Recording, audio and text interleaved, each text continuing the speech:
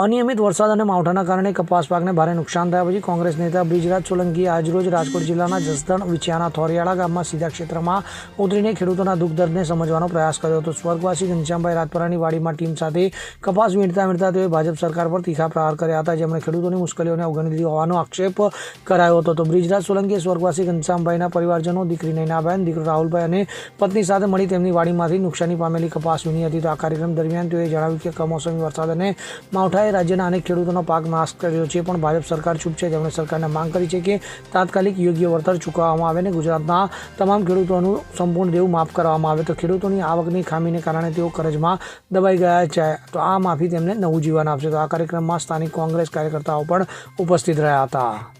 Bureau report, CN24 news. હવે જુઓ દેશ દુનિયાની તમામ ખબરો તમારી આંગળીના ટેરવે.